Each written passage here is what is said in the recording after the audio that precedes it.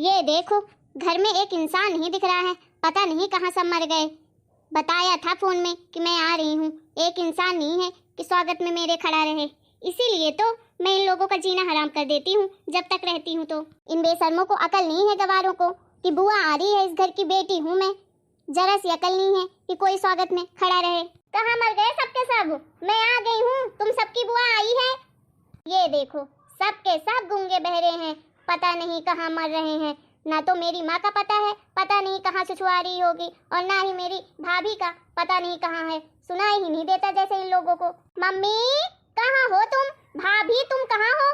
तुम लोग को शर्म नहीं आती है क्या? बेटी आई है, जरा सा बोझ उतार लूं। आ रही हूँ, आ रही हूँ। आ गई बिटिया तू? अभी तो गई थी 1 हफ्ते पहले, फिर से आ गई। अरे मम्मी, तुम्हारे कहने का मतलब क्या है? मैं अपने घर भी नहीं आऊँ क्या? देखो मम्मी, तुम्हारा मन करता होगा अपनी बेटी से दूर रहने का, मेरा तो नहीं करता। और ये मत भूलो, ये घर मेरा भी है जितना आप सबका है। तो मैं तो यहीं आऊंगी, जब मेरा मन होगा तब चली आऊंगी। वैसे भी इतने पास में तो शादी की हूँ मैं, इसीलिए तो किया है कि जब मेरा मन होगा तब मैं आ जाऊंगी आपके घर। हाँ हाँ बेटा, तूने इसीलिए तो पास में शादी की है कि जब मन हो तब घर चली आऊँ। चल आजा बैठ, मैं तेरे लिए चाय बना देती हूँ। आप क्यों चाय बनाओगी? भाभी कहाँ है? दिख तो रही नहीं है, कहाँ गई भाभी? अरे अरे, भाभी भी घर में ही है, चाय ही बना रही है। मैं भी जाके उसकी हेल्प कराती हूँ, हम दोनों साथ में ही काम करते हैं तो काम जल्दी हो जाता है। आखिर मिल बांट के काम करते हैं तो इसमें हर्ज क्या है। अच्छा, बहू और माँ का बड़ा लाड प्यार चल रहा है। चलो चलो, अब मैं आ गई हूँ, अब करवाती हूँ मैं तुम दोनों को साथ में काम। अरे मम्मी, क्या मुँह देख रही हो मेरा? हाथ में इतना सामान लिया है, रखवा नहीं सकती हो तुम? बेटी इतना सामान क्यों लाई है? इतना तो भारी है तेरा बैग। अरे माँ, मैं अभी यहाँ 2-4 महीने रुकूंगी, इसीलिए इतना सामान लेकर आई हूँ। अरे बेटा, पास में तो घर है तेरा, जब चाहे जब ले आती कपड़े, उसमें क्या है? इतना सामान ढोने की क्या जरूरत थी? अरे मम्मी तुम रहने भी दो, क्या ज्ञान बांटती रहती हो जब देखो फालतू का। मम्मी देखो, तुम्हारे ज्ञान की मुझे जरूरत नहीं है, अपनी बहू को दिया करो, फालतू लेक्चर सुनाती रहती है। चलो अब खड़ी मत रहो, जाके रख दो भी रूम में। मेरा रूम साफ तो है ना? साफ सफाई अच्छे से करवा देना रूम की, मैं गंदगी में नहीं रहती हूँ। हाँ हाँ, कल ही साफ करवाया है तेरा रूम, रखवा देती हूँ रामू को बुलाकर सामान। चल बैठ तू, मैं तेरे लिए चाय लाती हूँ। तू आते ही इतना लड़ने क्यों लगती है बेटा? ऐसा लगता है कि पता नहीं किसने मारा है तुझे इतना। अरे मम्मी, तुम्हारी बातें इतनी बोरिंग होती है ना, मुझे तो समझ ही नहीं पड़ती है। तुम्हारी बातें तो तुम्हारी बहू को ही अच्छी लगती होंगी, मुझे तो जरा सा नहीं अच्छी लगती। बकवास करती रहती हो जब देखो। अब अच्छे लोगों को ही अच्छे लोगों की बातें अच्छी लगेंगी ना, तुझे कहाँ लगेंगी। चल हो गया, आ जल्दी बैठ, मैं लाती हूँ चाय।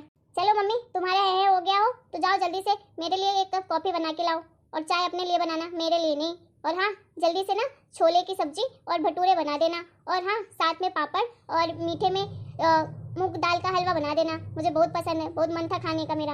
अरे ठीक है बना दूंगी। चल अंदर भी आजा, बैठ जा, कि खड़े खड़े ही सारी फरमाइशें बता देगी तू। ऐसा लग रहा है 1 महीने की भूख ही आई है। रामू जल्दी सामान रख दे, दीदी आई है, दीदी के रूम में। ये माँ तो जब से अपनी बहू को पा गई है, तेवर तो देखो कैसे बदले हैं इसके। अरे लेकिन मैं भी तो रहना हूँ रहना, इन लोगों का चुरा लूंगी चैना। अभी तो आई हूँ मैं, अब देखो मेरा जलवा, क्या क्या करती हूँ मैं, पसीने छुटा दूंगी इनके पसीने। इसीलिए तो मुझे सब हिटलर कहते हैं, हिटलर। अरे बाप रे, ये क्या देख रही हूँ मैं, रैना दीदी फिर से आ गई। ए भगवान, ये क्यों रोज रोज आ जाती हैं यार। अभी 1 हफ्ता ही तो हुआ था इन्हें गए हुए, जब जब आती हैं घर में कलेश करवा के जाती हैं। पिछली बार आई थी तो माँ जी से मेरी खूब बुराई की थी, लड़ाई करवा के गई थी। अब इतनी मुश्किल से माँ जी को मैंने मनाया है, फिर से आ गई है आग लगाने। पता नहीं इस बार क्या आग लगा के जाएगी मेरी एक खड़ूस ननद। अरे भाभी तुम क्या बुदबुदा रही हो पीछे खड़े होकर, और मुंह में हाथ क्यों रखा हुआ है? डर गई क्या? चौंक गई होगी मुझे देखकर। ना दूर क्यों खड़ी हो, ना तो पास आ रही हो, वहीं से बुदबुदा रही हो पता नहीं, और ना ही बोल रही हो कुछ। अरे नहीं नहीं दीदी, ऐसी बात नहीं है, मैं तो आपको बस देखकर बोलने ही वाली थी, उससे पहले आपने ही बोल दिया। और बताओ दीदी कैसी हो आप? हाँ हाँ ठीक हूँ।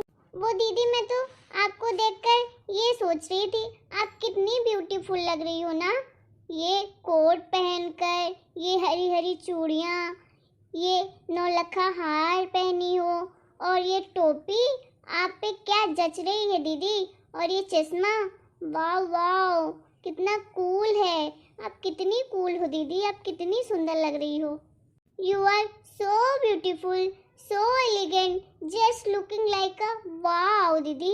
हाँ ठीक है, ऐसे घूरते मत रहो मुझे कि नजर लग जाए तो बीमार पड़ जाऊं मैं। इनको क्या ही नजर लगेगी, कार्टून लग रही है पूरी की पूरी कार्टून। ये खड़ूस को देखकर तो नजर वाला भी डर जाएगा, क्या ही लगेगी इनको नजर। क्या बुदबुदा रही हो मनी मन? अरे कुछ नहीं दीदी, पक्का तुम मेरे ऊपर ना जादू टोना कर रही होगी कि बीमार हो जाऊं, नजर लगा रही होगी। तुम्हारी आंखें ही हैं ऐसी बिल्लियों जैसी। अरे दीदी मैं क्यों लगाऊंगी आपको नजर?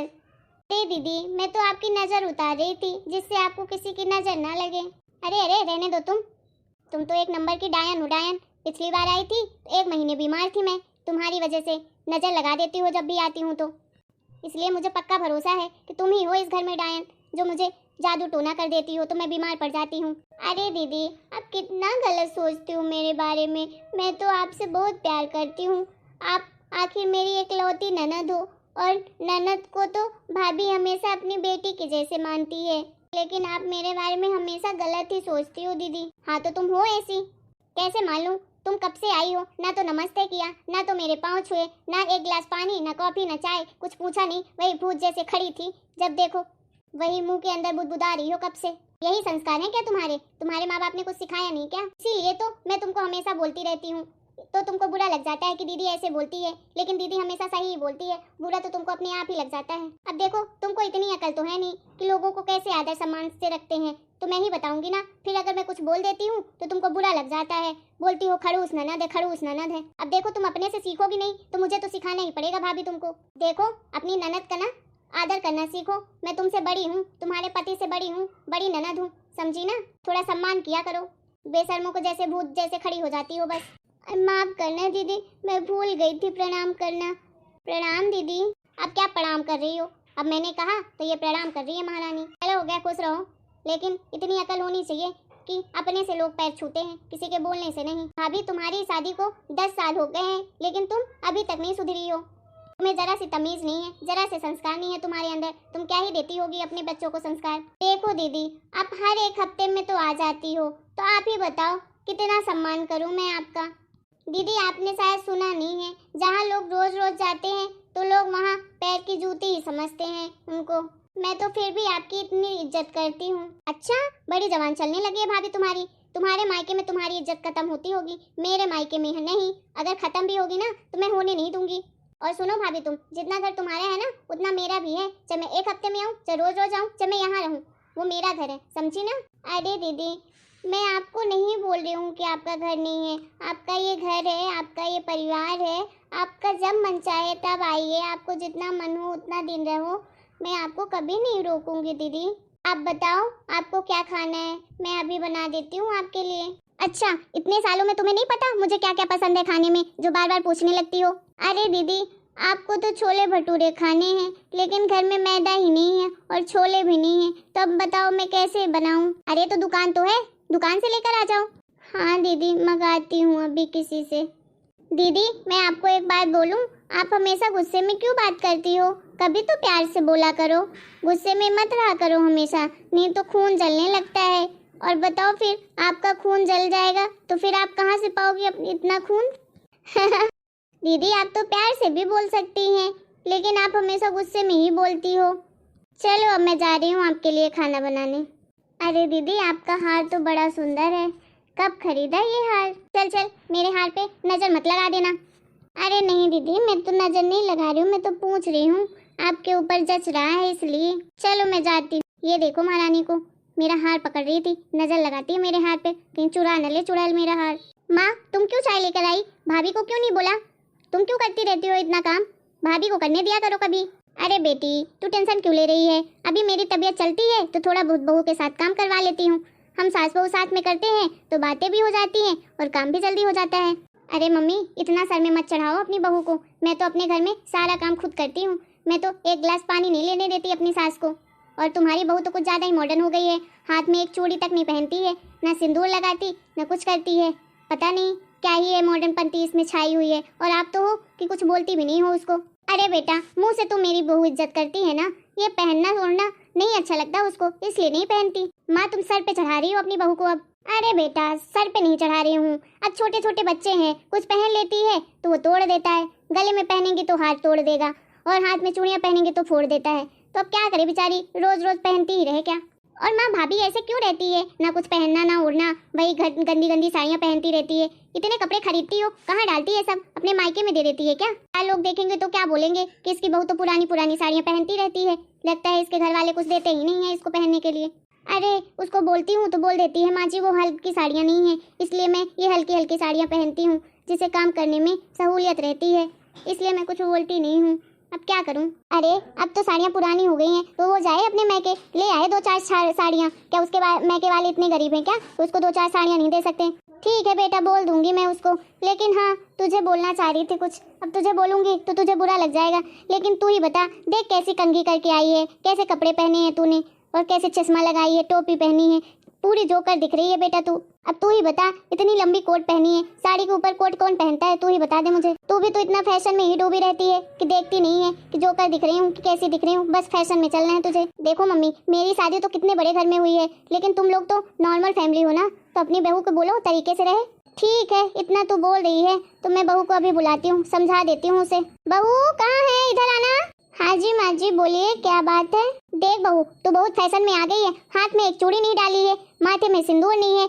आज के बाद मैं बिना चूड़ी के और बिना सिंदूर के ना देखूं तुझे। सर पे नाचने लगी है, जितनी छूट दे दी है तुझे तो। और हाँ, थोड़ा ढंग से रहा कर, अच्छी अच्छी साड़ियाँ पहना कर, जो मैंने दी थी वही पुरानी पुरानी साड़ियाँ पहनती रहती है जब देखो। मुझे सब पता है माँ जी, ये दीदी ने ही आपको ये सब बोला है ना, आपको भड़का रही है ना मेरे खिलाफ दीदी।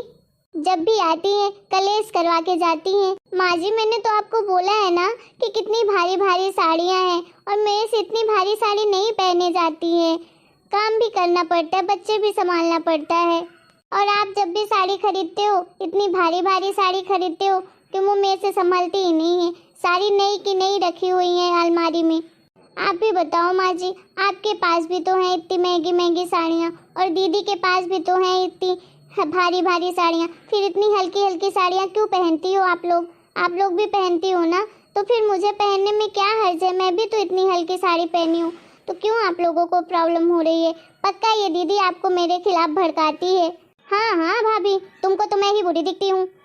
देखा मम्मी कैसे कैसी की तरह जबान चल रही है तुम्हारी बहू की। सुन बहू, तू जा अपने मायके, और मायके से अपने लिए 2 अच्छी साड़ियाँ ले आना, और मेरे लिए भी 2 लाना, समझी ना। माँ जी आपके लिए 2 क्यों, 1 ला लूंगी, क्योंकि मेरे मायके वाले इतने पैसे वाले नहीं हैं।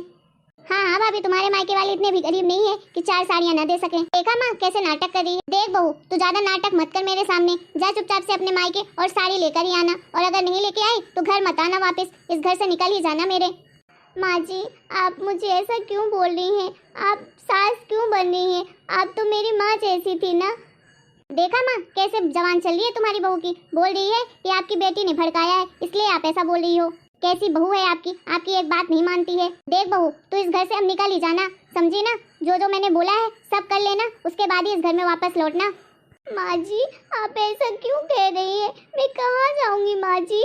देख मैं तेरा ये नाटक नहीं सुनने वाली हूँ, समझी ना। चल निकल जा अब घर से। भाभी तुमको जब माँ कह रही है कि घर से बाहर जाओ तो तुम निकल क्यों नहीं रही हो। तुमको मायके जाने के लिए तो बोल रही है, चली जाओ अपने मायके, बात मानने लगना उसकी सारी, तो आ जाना वापस। माँ ने जो जो बोला है वो कर देना, 4 साड़ियाँ ही तो बोली है, और हाँ मेरे लिए भी 2 लेके आना, समझी ना।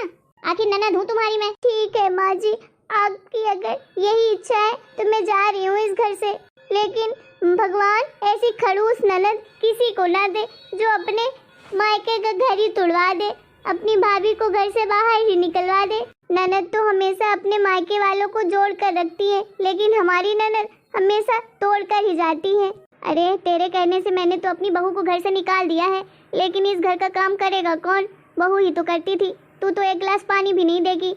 अरे मम्मी टेंशन क्यों लेती हो, एक नौकरानी रख लेना, वो करेगी। तुम्हारी बहू तो किसी काम की नहीं थी, इससे अच्छी तो नौकरानी होती है जो कम से कम बात तो मानती है, बात तो सुनती है। मम्मी चलो जाओ यार, मुझे अब भूख लगी है, जाओ अच्छा सा खाना बना कर लाओ।